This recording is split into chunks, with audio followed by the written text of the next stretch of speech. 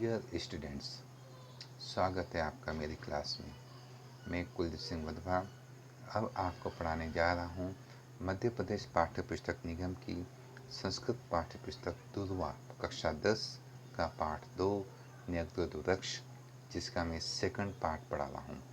First part मैं आपको पहले पढ़ा चुका हूँ, उसका वीडियो आपको मिल चुका होगा। जैसा कि आप जानते हैं, एग्जाम में किसी भी पाठ से प्रश्नोत्तर, सत्य असत्य, रिक्त स्थान, इसके अलावा जोड़ी मिलाव के अलावा कथा क्रम संयोजन और पैराग्राफ के ऊपर में से आधारित प्रश्नोत्तर पूछे जाते हैं। इस समय मैं आपको पढ़ाने वाला हूँ कथा क्रम संयोजन। एक कहानी जो आपने पढ़ी, उसकी 5-6 लाइनें आपको अस्त व्यस्त करके दी जाएगी। जो हिस्सा, जो भाग पहले हुआ है, जो कांड पहले हुआ है, जो कर्म पहले हुआ है, जो घटना पहले हुई है, उसको पहले नंबर पे रखें। उसके बाद क्रमशः बढ़ते हुए क्रम में इसके बाद क्या हुआ, उसके बाद क्या हुआ, उसको जमाएं। मैं पढ़ा रहा हूँ प्रश्न। पहली लाइन, ग्राम में एक प्राचीन विशाल न्यग्ध वृक्ष आसीत। गांव में एक प्राचीन विशाल बरगद का पेड़ था, वट वृक्ष था। इदम, दूसरे नंबर की लाइन, इदम मदीय वृक्ष इति काकस्य ध्वनि अंतरिक्षम अस्पृत। यह मेरा पेड़, कवि की आवाज अंतरिक्ष में गूंजने लगी। तस्य शाखायाम एकः काकः वसनाचित। उसकी शाखा पर एक कौवा रहता था, उसकी डाली में एक कौवा रहता था। अहम अस्मिन चिरात वसामी, मैं इस पर कई समय से रहता हूँ। 5 नंबर लाइन, हे बंधुव श्रोत्रिया में वचन, हे भाई लोगों मेरी बात सुनो। अब कथा क्रम के अनुसार जैसे कि आप जानते हैं, सबसे पहले क्या हुआ, गांव में एक विशाल प्राचीन बरगद का पेड़ था।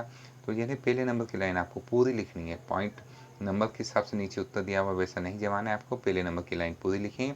ग्राम में एक प्राचीन विशाल न्यग्ध वृक्ष आसीत। फिर क्या हुआ था, उसके ऊपर एक कौवा रहता था उसकी डाली में। यानी तीसरे नंबर की लाइन पूरी लिखें। तस्य शाखायाम एकः काकः वसनाचित। फिर क्या हुआ, हे बंधु श्रोता में वचन, उस कौवा जो कहता है उनसे कि दोस्त भाइयों मेरी बात सुनो, मैं इस पेड़ पर काफ़ी समय से रहता हूँ। चौथे नंबर की लाइन है, आप क्रम से जमाएं। अहम अस्मिन चिरात वसामी। उसके बाद यह पेड़ मेरा है, कौवे की आवाज़ आकाश में गूंजने लगी, अंतरिक्ष को छूने लगी। इदम मदीय वृक्ष इति काकस्य ध्वनि अंतरिक्षम अस्पृशत। इसके बाद एक और इसी टाइप का है, इसी कथाक्रम के ऊपर में जमा हुआ। अत अस्य परि ममेव अधिकार वर्तते, इसलिए इस पर मेरा अधिकार है। ख, ग्रामे एक प्राचीन विशाल न्यग्ध वृक्ष आसीत। गांव में एक पुराना विशाल बरगद का पेड़ था। इदम मदीय वृक्ष इति काकस्य ध्वनि अंतरिक्षम स्पृत। यह मेरा पेड़, कवि की आवाज अंतरिक्ष में छूने लगी, अंतरिक्ष को छूने लगी। तस्य शाखायाम एकः काकः वसनाचित, उसकी डाली पर एक कौवा रहता था। अहम अस्मिन चिरात वसामी, में इस पर काफ़ी समय से रहता हूँ। हे बंधुव श्रोता में वच, हे भाई लोगों दोस्तों मेरी बात सुनो, मेरी आवाज़ सुनो।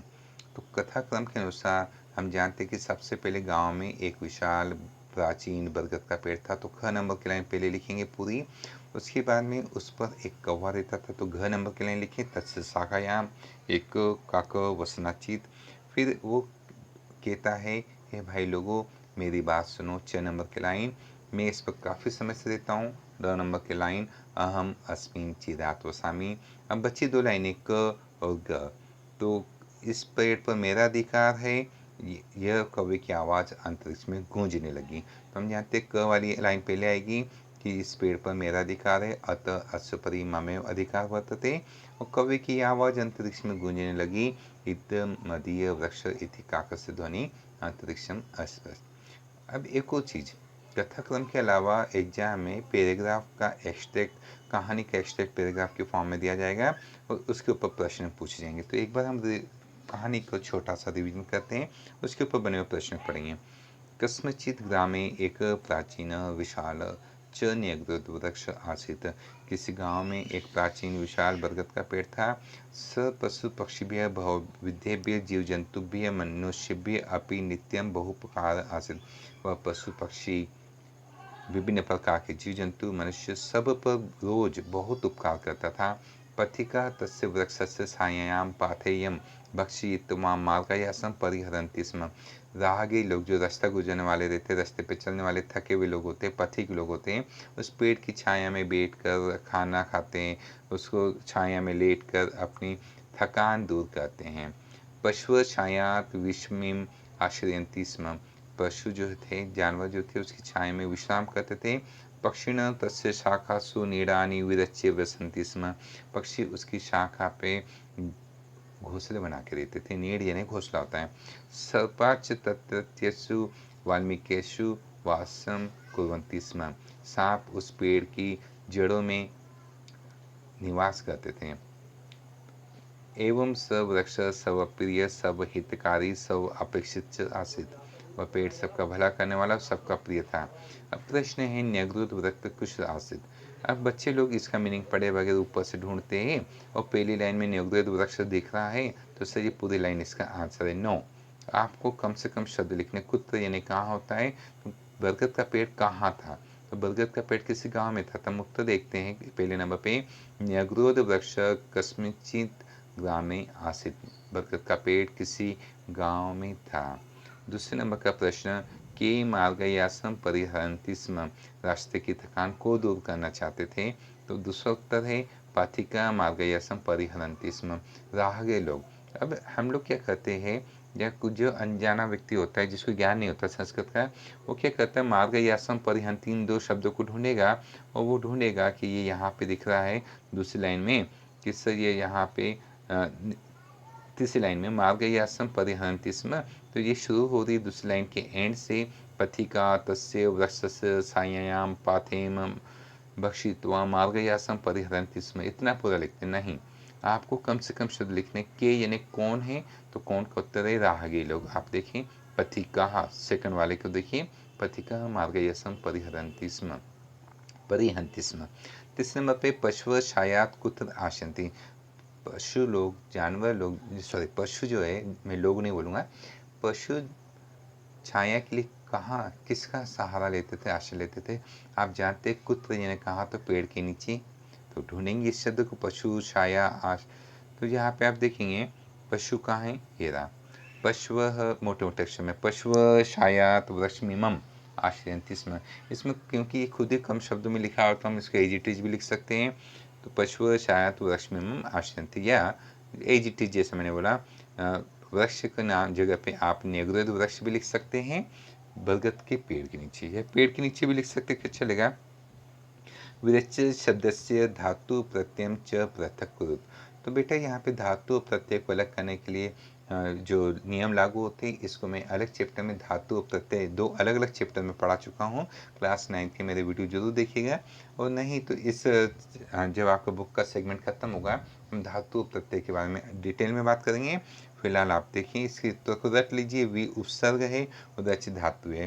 तो अगर आपको दिक्कत हो कि उपसर्ग क्या है, प्रत्यय क्या है, तो बिल्कुल सिंपल तरीके से बताता हूँ।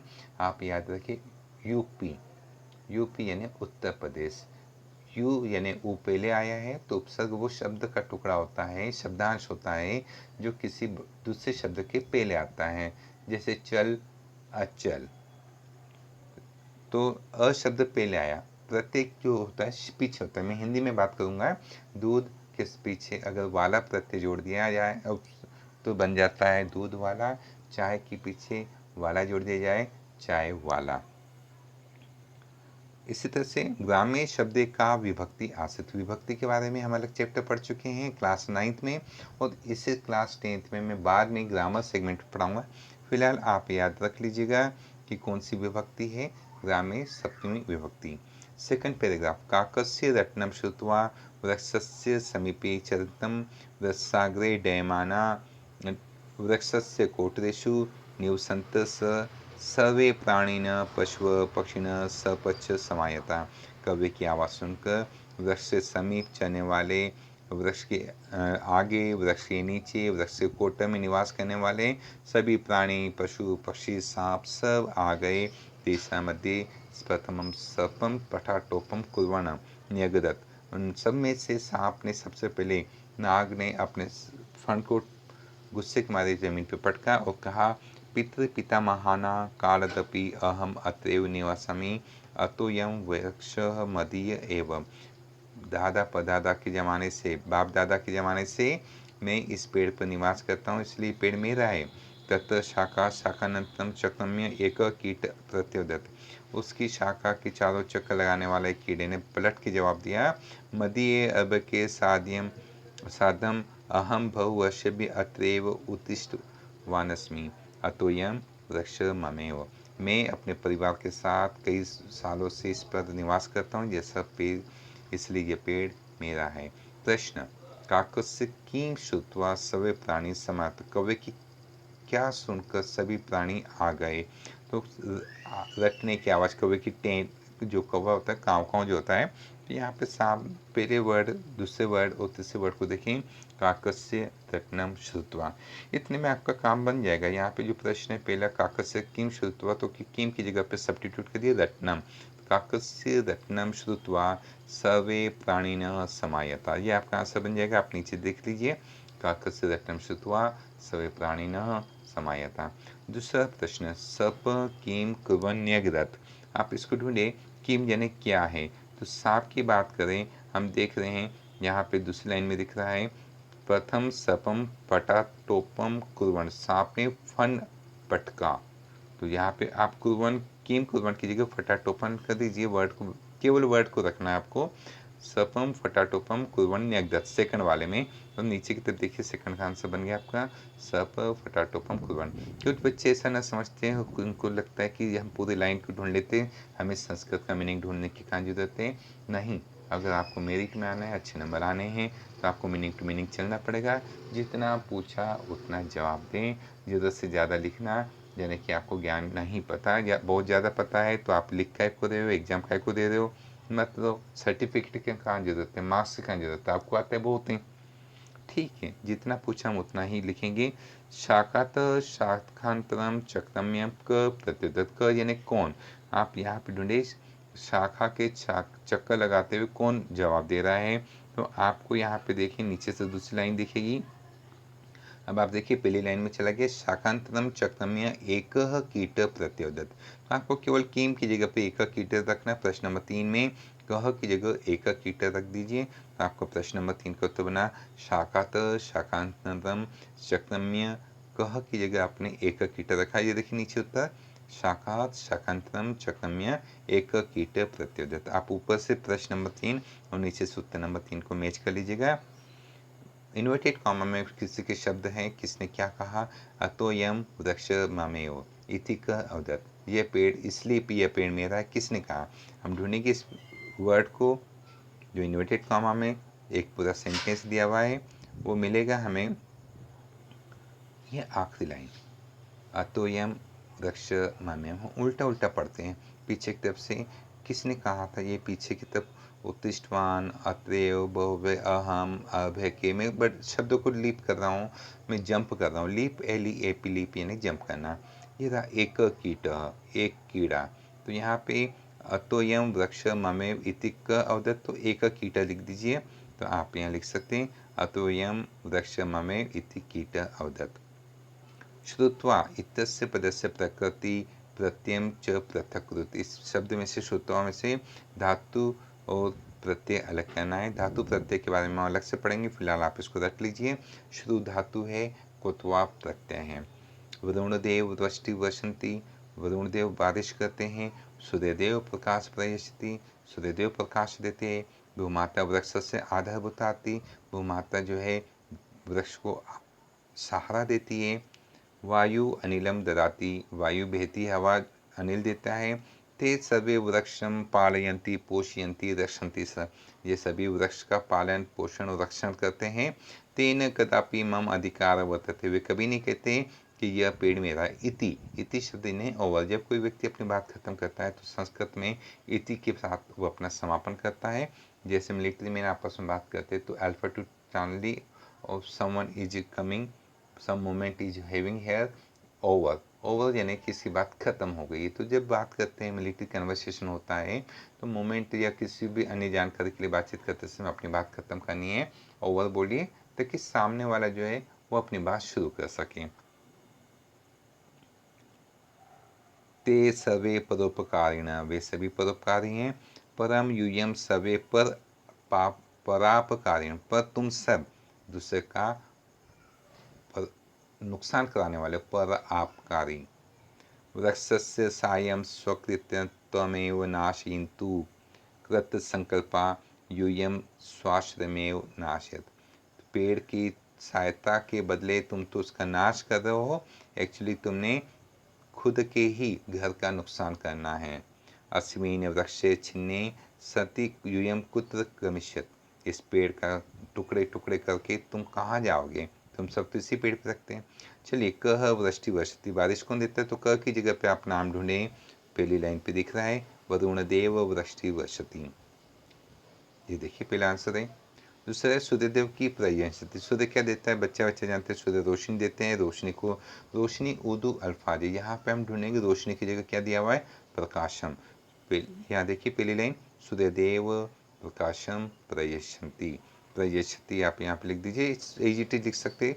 अगर आपका एक लाइन से छोटा आंसर है आप उसको वैसा का वैसा लिख सकते हैं, नहीं तो यथासंभव कम से कम शब्दों को लिखने, कम से कम शब्दों में लिखने की कोशिश करें। का वृक्षस्य आधारभूता अस्ति, वृक्ष की आधारभूता क्या थी, आप जानते हैं वृक्ष को आधार तो सहारा देती जमीन, भूमाता। आप ढूंढे ऊपर से, यहाँ कहीं ना कहीं मिलेगा, चैप्टर आपने पढ़ा था, ये पहली लाइन में दिख रहा है आपको, भूमाता वृक्षस्य आधारभूता अस्ति। 3-4 शब्द है, बिना किसी काटे पिटे के आप लिख दीजिए यहाँ पे, भूमाता वृक्षस्य आधारभूता अस्ति। पांचवा लाइन, पांचवा प्रश्न, के परोपकारिण, तो ऊपर जो चारों नाम आए थे आप एक एक करके सारा नाम लिख सकते हैं, वरुण देव, सूर्य देव, इन सब के नाम लिख दीजिए, वायुदेव, भूमाता, ये सभी के सभी परोपकारी हैं।